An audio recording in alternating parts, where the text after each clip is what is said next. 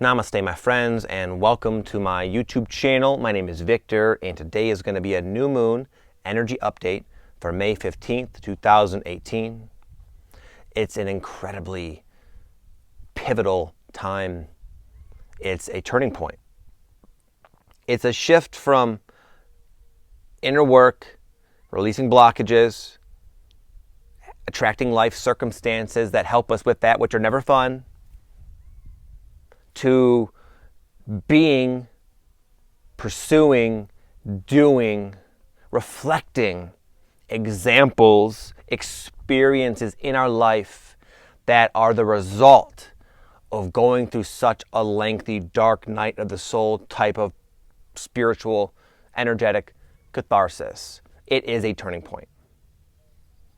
We are heading into a new balance, a new spectrum, weighing now more into the results, as I mentioned, and requiring less and less inner work. Not that it's going to go away, but you might find yourself so occupied, so busy, so joyfully busy doing things you love that are now present in your awareness, now within your capabilities to do and pursue and become. And we're heading into such a fun, positive, just amazing time that words do not come even close to expressing it. It's something that we're going to all just have to see how it feels and experience it ourselves. But now, as I always do, I will go ahead and break this overall new moon report down into 5 different themes. But before I do, let me just welcome you if you're new to my channel. My name is Vic, or Victor, depending on what you want to call me. I go by both. And I help people with their awakening. I help people go through this shift because I've been going through it for a while, and I just tend to share my experiences with you in hopes that it can help you and lift you up maybe a bit faster and more smoothly than my ride was. I offer everyone a free guided meditation that I made myself. It's in the description box. You can check it out below. It'll help you raise your frequency, release blockages, and get into a state of alignment with your true core natural self. Again, check it out below if you want. It's free. Otherwise, I will see you inside. Number 1, you might find that you're feeling easily, naturally, more and more and way more psychic, perceptive, empathic, intuitive, sensitive, to a level that you might not have expected even possible. It's just kind of sneaking up on us. Give me an example. My wife yesterday was Mother's Day, so she woke up in the morning and I watched the kids and she came right here to these beautiful red rocks. And I would say about, I don't know, a week or 2 ago, I was in Sedona myself, and I saw this psychic, really a good one. And she mentioned to me that, listen, your wife, I don't know if she's aware or not, but she's like a medium. She could be a medium. There are spirits that want to kind of come through and speak through her to their loved ones. And I mentioned this to my wife. It was, kind of just talked about it. My wife always has said she senses her grandmother and presences around her, but not to where she would call herself a medium. Well, anyway, just the other day, she was here at the Red Rocks, and she saw this couple spreading ashes. She had the assumption they were probably one of their parents, Abby, or their mother, because it's Mother's Day. But my wife said she felt what she said, like, if you ever seen the Long Island Medium, Teresa Caputo is a phenomenal medium. She said she felt like where did she put it? Like this ball of like energy and like almost stress in her chest. Like there was like she knew, she had like a download of what this whole circumstance represented. It was the husband's mother, and he was real sad, still grieving, and she had this like knowing that she's like supposed to go talk to him and tell him that, listen, your mom's aware of this, dude, and she's actually very proud of who you become and proud of the fact that you've done that. And my wife said like this feeling wouldn't go away. So finally she walked up to them and she chickened out. She didn't say that, but she got into kind of a conversation with them and sort of alluded to it because the whole thing is new to her. But she said it was like a very powerful, in-your-face experience. She knew for a fact this mother was there with her, wanting her to express a certain message. And it was just a really powerful experience and confirmation for her. Myself, I've been finding my abilities, which are not usually as obvious and flashy as some other people who would call themselves a psychic, but myself, my cues from my guides have been getting more obvious, happening in different, more common day-to-day circumstances. And I too am becoming a lot more open and psychic and perceptive and empathic, and it's very obvious, and it seems to be increasing very quickly. So as we're heading into this new energy, you're going to find that you are going to blossom. You're going to start really turning on, activating your potential. And even for a lot of you who would never consider yourself psychic, you might find that you're pretty damn psychic. Number 2 is you might be discovering or uncovering, revealing more of yourself. And it might surprise you. I'll give an example for myself. I can't think of how to tell you how blissed out I feel on these rocks. Climbing on these boulders, it's like the most exciting, amazing thing I think I've ever done in my entire life. I feel as I play on these rocks like I've done this for thousands of lifetimes. I feel so connected. I feel like I can scale up these rocks like effortlessly, like I always just kind of know what to do. And I really believe I must have had many lives fascinated and enthralled in being in the mountains and rock climbing. And I'm just like finding, it's a new element to myself, a new hobby, a new thing that I do that makes me feel extremely whole and complete and in alignment, and it's amazing. Another way this is playing out for me is being a teacher. Here, I would consider myself more of a motivator, these YouTube videos. But I have a group of people I work with on my online coaching program where I'm starting to teach. In fact, I even bought this easel and I'm writing notes and like almost like a formal classroom setting. I've been having dreams of myself as a teacher, and I've really been embracing the teacher role. And there too, I feel like, wow. Like it's easy for me because I think I've done it so many other times prior to this incarnation, and I'm now coming into a state of my life where it's coming out of me. It's oozing out of me, and it feels amazing as I uncover more of myself because I've been going through this path just like you and systematically removing what is not me, leaving nothing but space and room for more of me to emerge. And why do I tell you? Am I bragging, trying to rub it in how good I feel? No. I'll give you a secret. My energy updates, I don't have ETs or spirit guides telling me what to say. I share about what's happening with me. And whenever I do that, it happens to be happening with all of you as well. You might find there's something new you're doing, a newfound passion, interest, excitement, that when you do it, you feel a greater degree of alignment and wholeness than you're used to. And if that's the case, then by golly, do more of that.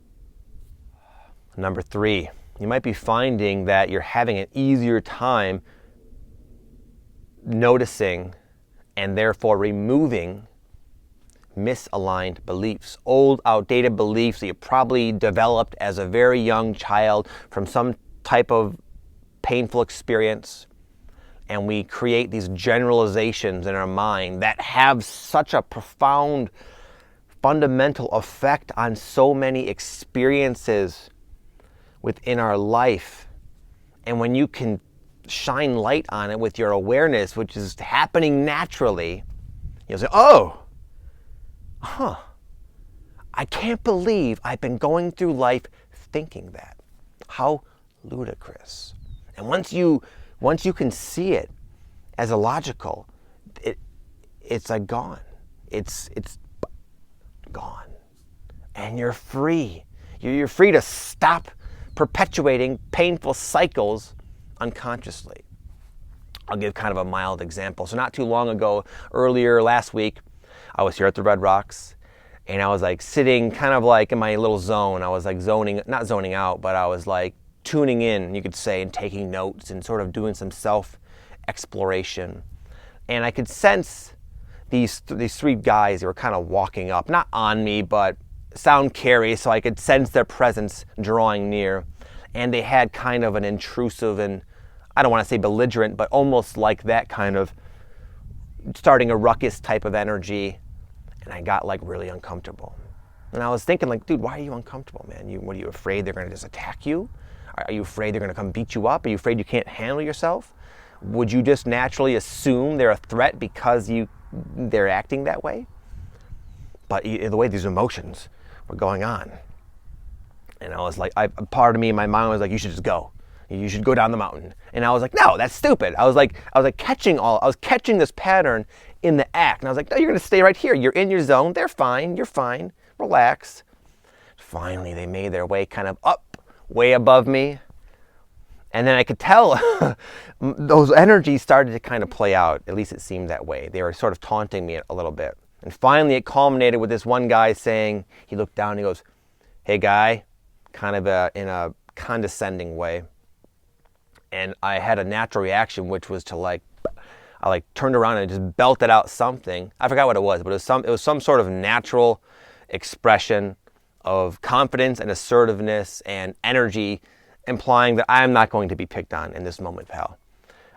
And that showed me that when I was, then it dawned on me that when you were younger, Vic, when these things would happen in school, I would get paralyzed and close down and almost suppress that natural expression of assertiveness, and therefore it would kind of get uncomfortable. I can get picked on or something, not horribly, but even a little bit can be kind of, at least for me, was sort of apparently scarring a little bit. But I, as this all happened and I saw my natural response, I realized that I had this inner lesson like, Victor, whenever these things do happen, you have a natural ability. You don't have to think about it or premeditate, a natural ability to kind of do what needs to get done to preserve yourself and protect yourself from intrusive energies and people. And therefore, you don't have to be weary. You don't have to get nervous when they come around. You can trust that in the moment you'll deal with it accordingly. The belief that you have to be ready is founded upon faulty logic from a very young kid who was picked on maybe a couple times. Anyway, I felt massively liberated. I was like, wow. Because it's not only those situations, but other situations too. I'll go into a restaurant, and there'll be sometimes these feelings of like nervousness, like someone's gonna get me, which is of course silly. But that I just was able to see it so easily, and just in seeing it and kind of going through my process naturally, a humongous weight has been lifted. I feel like, wow, I can finally go through life not on edge anymore. Due to these breakthroughs, due to this new energy, you might find that you have not one, but many new things, potentials on the horizon in your life that you're excited to do.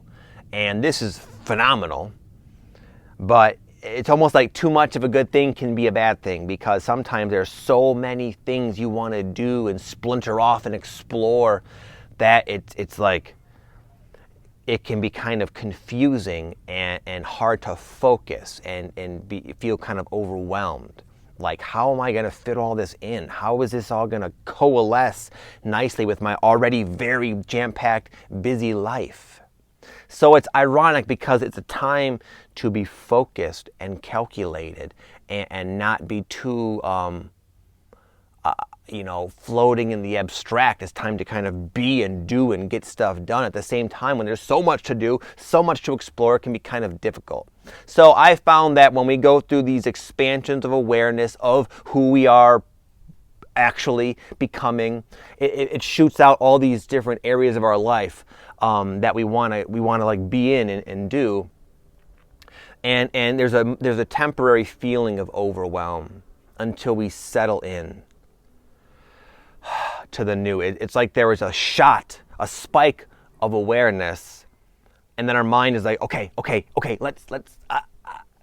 But that will be in time just integrated naturally, and then life will sort of arrange itself in a harmonious way if we allow it to where we can do and become and explore all these different elements in a timely, synchronistic, ideal, non-stressful fashion. But if you're feeling overwhelmed, is what I'm sort of hinting at, relax, trust, allow yourself to integrate. There's an expansion, and then there's almost an urgency to assimilate, but it takes time.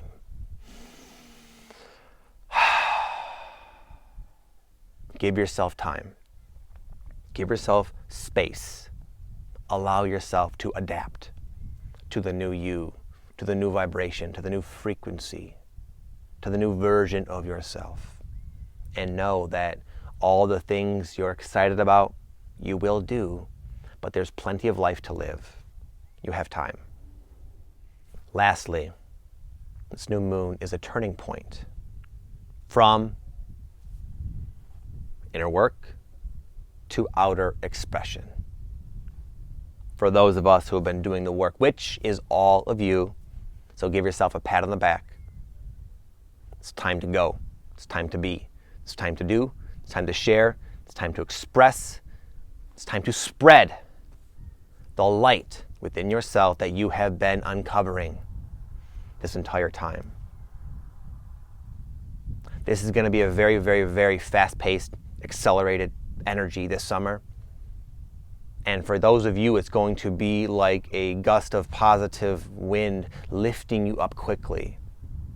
For good reason, because not everyone will have that experience. You can imagine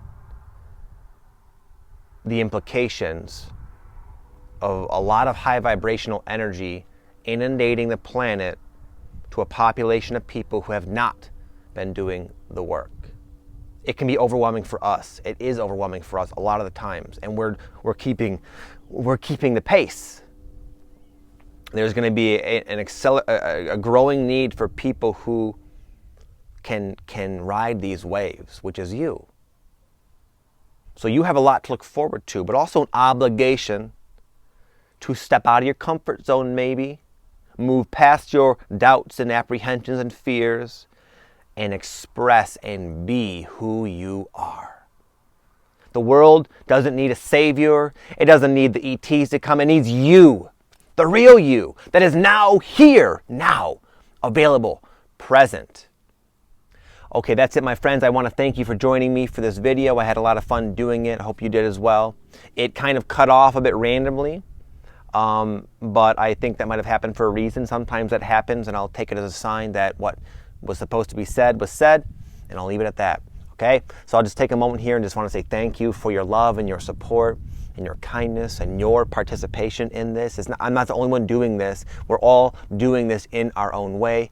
I happen to share on YouTube. You have another life of your own, and you're impacting people even if you don't think you are. Just you existing here now is a profound gift to the planet, okay? So thank you for everything you've been doing.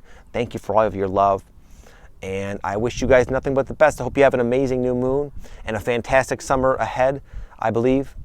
And I'll see you guys all soon in the next video. Have an amazing one. Peace.